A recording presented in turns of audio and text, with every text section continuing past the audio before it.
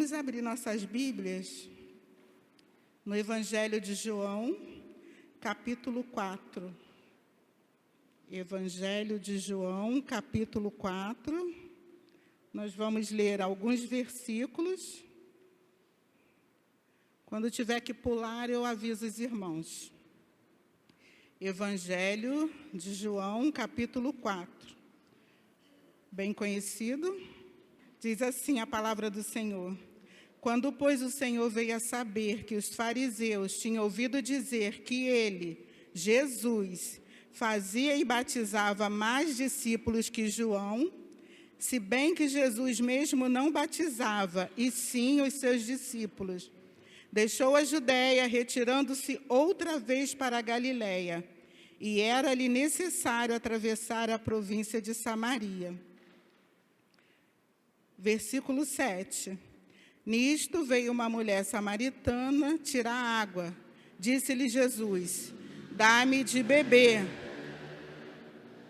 Pois seus discípulos tinham ido à cidade para comprar alimentos. Então lhe disse a mulher samaritana, como sendo tu judeu, pedes de beber a mim, que sou mulher samaritana, porque os judeus não se dão com os samaritanos. Replicou-lhe Jesus, se conheceras o dom de Deus e quem é o que te pede, dá-me de beber, tu lhe pedirias água e ele te daria água viva. Não, tu lhe pedirias e ele te daria água viva. Pula agora para o versículo 13. Afirmou-lhe Jesus, quem beber desta água tornará a ter sede. Aquele, porém, que beber da água que eu lhe der, nunca mais terá sede. Pelo contrário, a água que eu lhe der será nele uma fonte a jorrar para a vida eterna. Disse-lhe a mulher, Senhor, dá-me dessa água para que eu não mais tenha sede, nem precise vir aqui buscá-la. Disse-lhe Jesus, vai, chama teu marido e vem cá. Ao que lhe respondeu a mulher, não tenho marido. Replicou-lhe Jesus, bem disseste, não tenho marido, porque 5 maridos já tiveste, e esse que agora tens não é teu marido. E isto disseste com verdade. 19. Senhor, disse-lhe a mulher, vejo que tu és profeta. Nossos pais adoravam neste monte. Vós, entretanto, dizeis que em Jerusalém é o lugar onde se deve adorar. Disse-lhe Jesus, mulher, podes crer-me que a hora vem, quando nem neste monte, nem em Jerusalém adorareis o Pai. Vós adorais o que não conheceis. Nós adoramos o que conhecemos, porque a salvação vem dos judeus. Mas vem a hora, e já chegou, em que os verdadeiros adoradores adorarão o Pai em espírito e em verdade, porque são estes que o Pai procura para seus adoradores. Deus é espírito, e importa que os seus adoradores o adorem em espírito e em verdade. Eu sei, respondeu a mulher, que há de vir o Messias chamado Cristo. Quando ele vier, nos anunciará todas as coisas. Disse-lhe Jesus, eu o sou, eu que falo contigo. Neste ponto, chegaram os seus discípulos e admiraram de que estivesse falando com uma mulher. Todavia, nenhum lhe disse, que perguntas? Ou por que falas com ela? Quanto à mulher, deixou o seu cântaro, foi à cidade e disse àqueles homens, vinde e vede um homem que me disse tudo quanto tenho feito. Será este, porventura, o Cristo? Saíram, pois, da cidade e vieram ter com ele. 41, 42, versículos 41 e 42. Muitos outros creram nele, por causa da sua palavra, e diziam à mulher, Já agora, não é pelo que disseste que nós cremos, mas porque nós mesmos temos ouvidos e sabemos que este é verdadeiramente o Salvador do mundo. Feche os seus olhos, curva a sua cabeça, fazer mais uma oração. Te louvamos, Deus. Te louvamos pela Tua palavra, que é viva e eficaz. A Tua palavra, ela não volta vazia, por isso nós te pedimos nesta noite, fale conosco de maneira poderosa. Fale conosco, Pai. A Tua palavra, ela salva, ela liberta, ela cura. Nós cremos nisso, Deus, que há poder na Tua palavra. Por isso nós te pedimos em nome de Jesus. Fala conosco, tira toda a distração, aguça os nossos ouvidos para te ouvir nesta noite. É isso que eu te peço e te agradeço no nome santo de Jesus. Amém. Bem conhecida essa passagem. Eu mesmo já tenho alguns anos de evangelho e eu já escutei vários pregadores falando sobre essa palavra. E ele começa assim, o capítulo 4.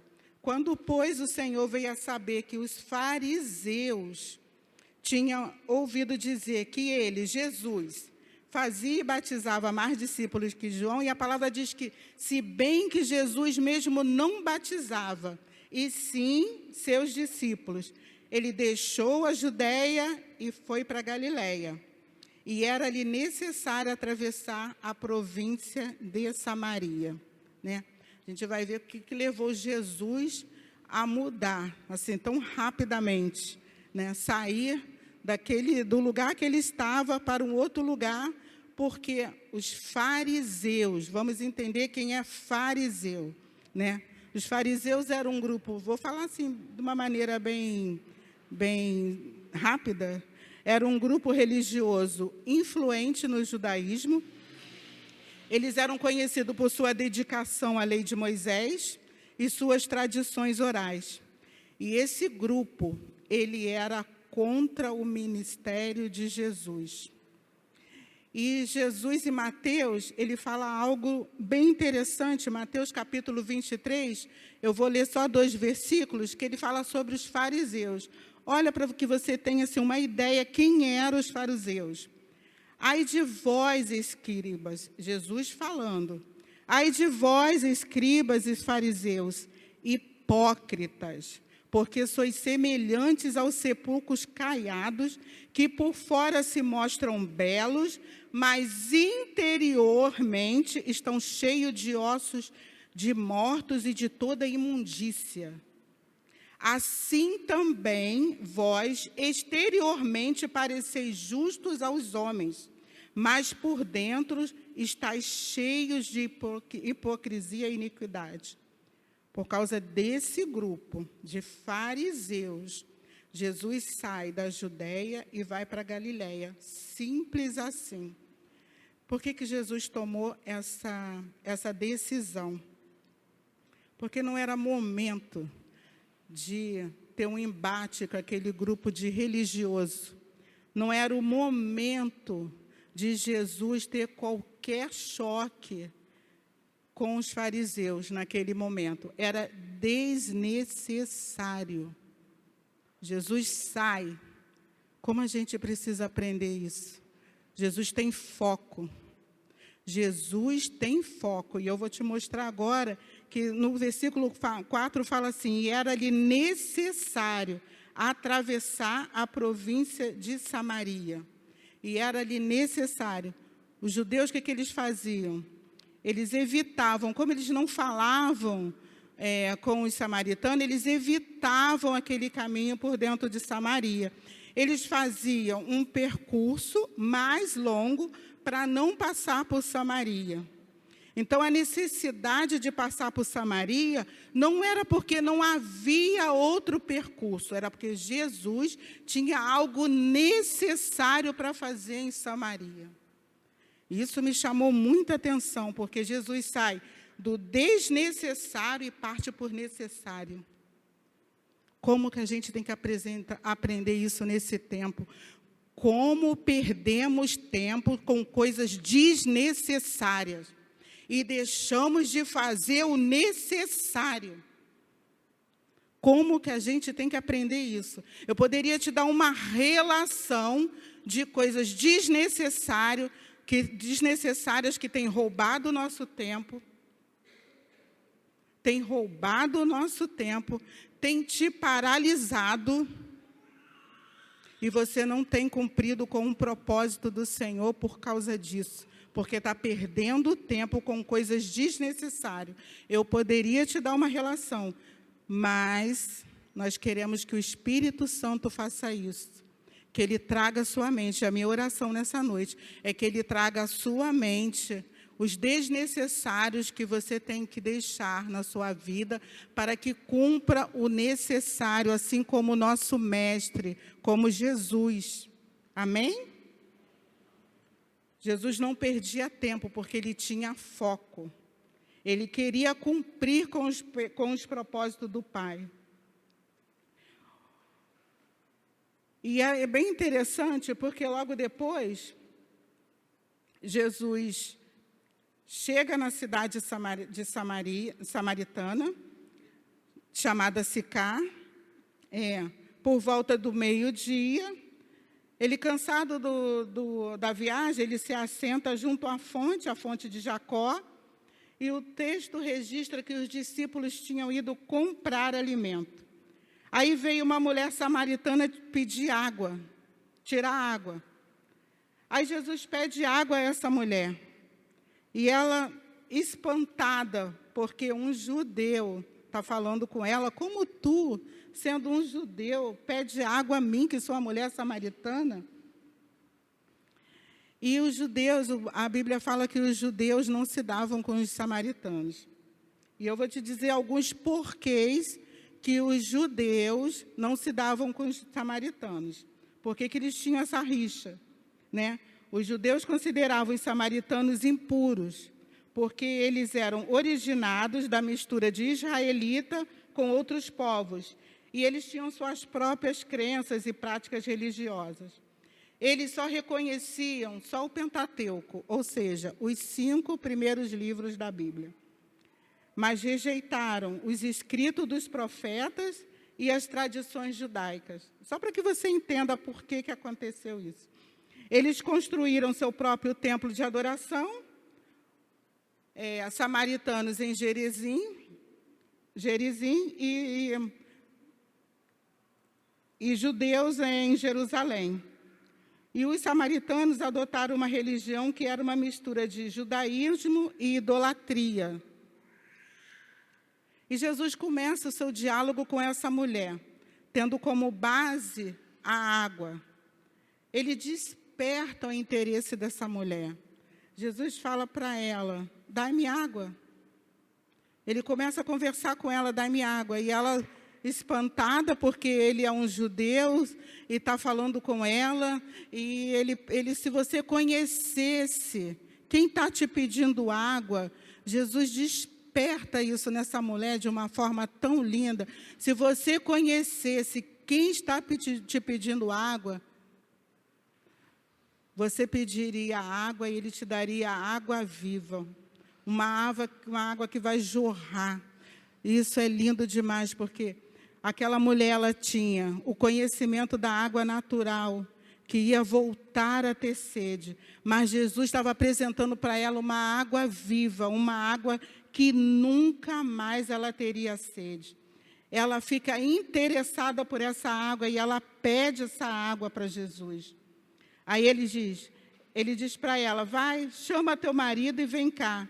Ela diz, não tenho marido. Jesus lança uma palavra de conhecimento sobre aquela mulher, um judeu que não conhecia aquela mulher, não tinha como saber da vida daquela mulher. Ele fala para ela, bem disseste, você já teve 5. Este que está agora com você não é seu marido. E isso é muito interessante, porque eu já ouvi diversas ministrações sobre essa mulher, e todos os preletores, ele nos levava a crer que quando ela fala isso, quando Jesus fala isso para ela, que ela já teve 5, e ela vê nele um profeta, ela parece que muda de assunto, né?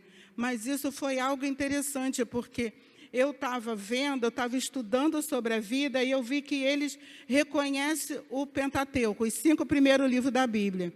E quando ela fala assim, quando ela fala que vejo que tu és profeta, ela tinha conhecimento dos 5 primeiros livros da Bíblia. Ela não muda exatamente porque ela não quer tocar numa ferida ou porque ela não quer tocar nesse assunto. Eu quero levar vocês a uma reflexão de que ela muda porque aquilo é importante para ela. Ela lembrou que Moisés, olha o que Moisés fala em Deuteronômio 18:18. Suscitar-lhe-eis um profeta do meio de seus irmãos, semelhante a ti, em cuja boca porei as minhas palavras, e ele lhes falará tudo o que eu lhe ordenar. Então, aquela mulher, ela não estava querendo sair de um assunto para entrar em outro.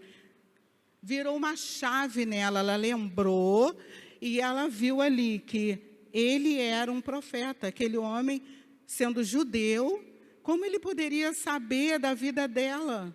Então, ela associou isso ao livro do Pentateuco e viu que Jesus não era um simples judeu.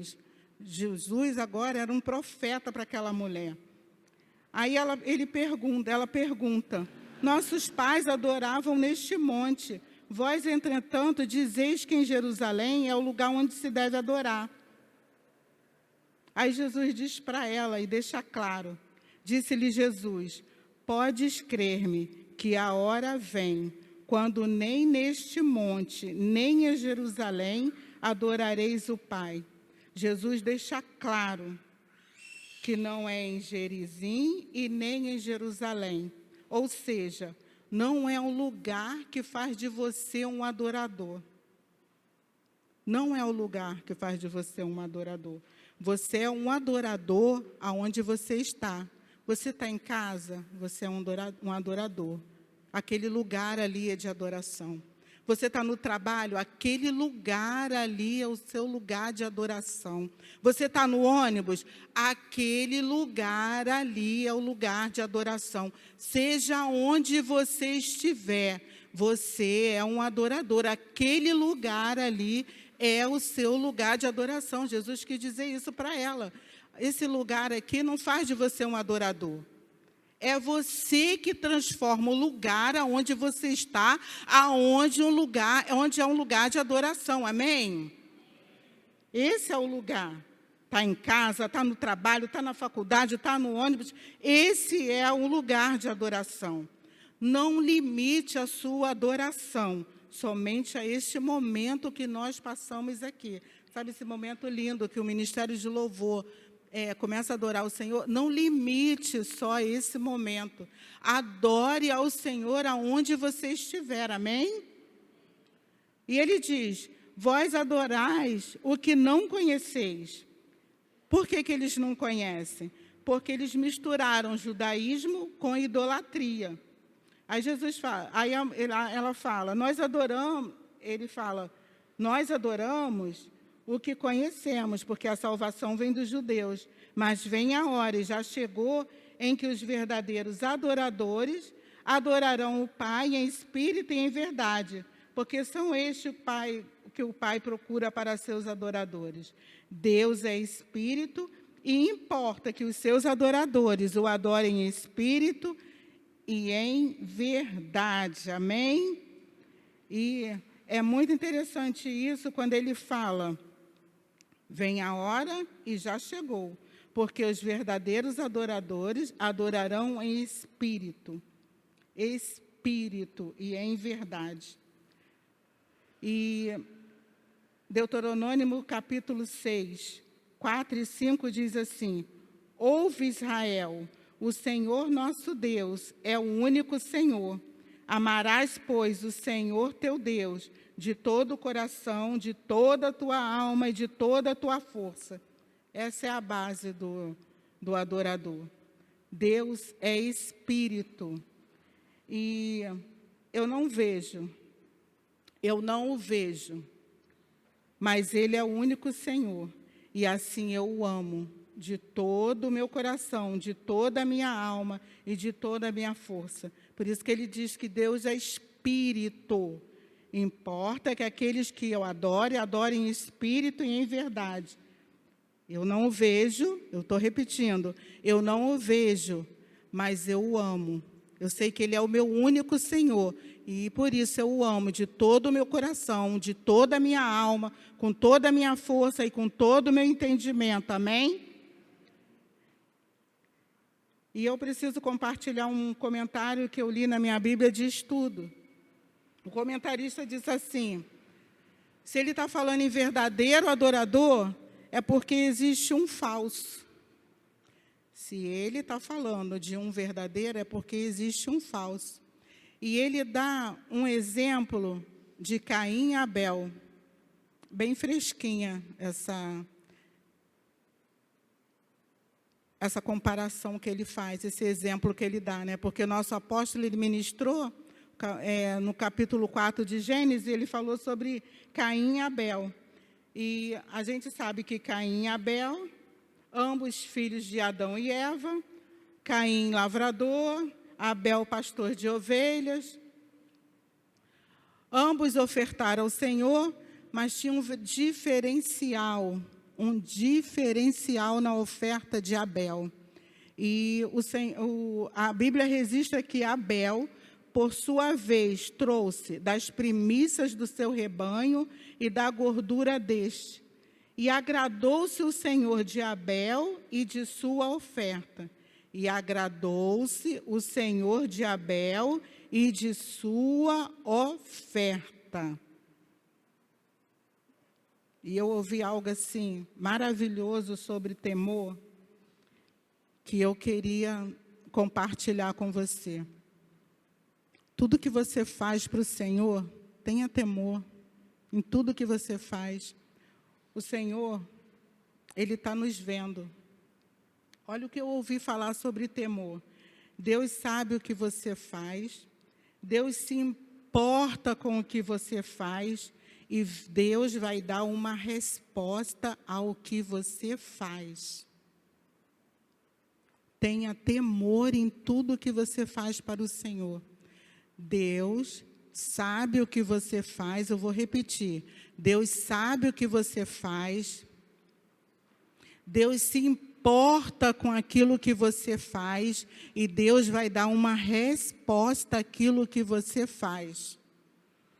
Nós estamos vivendo num mundo onde não tem temor, não há temor. Você ouve cada história, cada escândalo, que a gente fala assim, meu Deus, não é possível. Não é possível que isso está acontecendo. Tenha temor em tudo que você faz na casa do Senhor. E aquela mulher, no versículo 25, ela diz assim, eu sei, respondeu a mulher, que há de vir o Messias, chamado Cristo. Quando ele vier, nos anunciará todas as coisas. Disse-lhe Jesus, eu o sou, eu que falo contigo. Jesus se revela para aquela mulher com todas as letras quem Ele é. E o Senhor Jesus, Ele quer se revelar a nós, igreja. Ele quer se revelar a nós nesse tempo. Eu não sei quem é Jesus para você. Eu não sei se para você, ele é um simples judeu. Se ele é profeta. Aquela mulher, ela foi tendo um conhecimento gradual de quem é Jesus. Começou no judeu, profeta, e depois Jesus se revelou para ela. Eu sou o Cristo. Que o seu conhecimento, que a sua intimidade com o Senhor seja assim, progressivo. Progressivo. Ele quer se revelar a nós nesse tempo. É preciso investir tempo de intimidade com o Senhor no seu secreto. É preciso. É o momento que nós temos que ter. Momentos com o Senhor, de oração, de jejum, de leitura da palavra.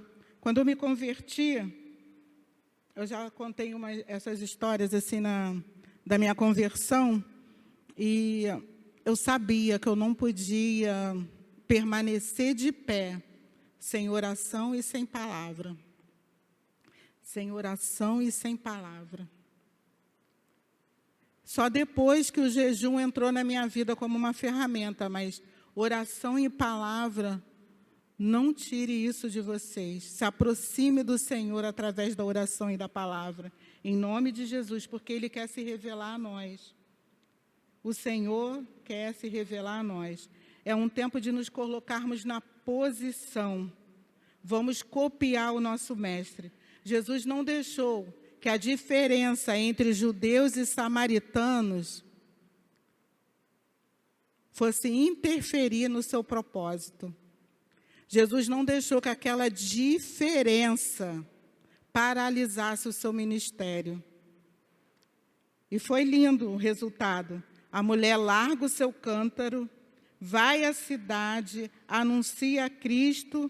Aqueles homens passam um tempo com Jesus e chegam a uma impactante declaração. Eles dizem assim: muitos outros creram neles por causa da sua palavra. E diziam à mulher: já agora não é pelo que disseste que nós cremos, mas porque nós mesmos temos ouvido e sabemos que este é verdadeiro, o Salvador do mundo. Procure ter sua experiência com Jesus. Esses homens aqui tiveram experiência. Procure ter sua experiência. Também, quando eu me converti, eu amava muito ouvir testemunhos.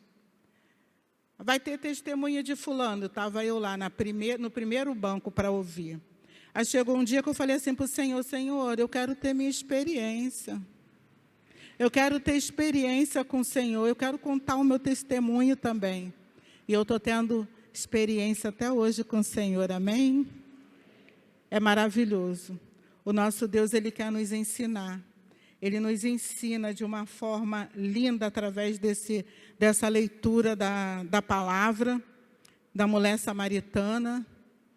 E que nós possamos, nessa noite, sair do desnecessário para fazer o que é necessário na casa do Senhor, na obra do Senhor. Aquela mulher ganhou uma cidade para Jesus. Uma cidade. Feche os seus olhos.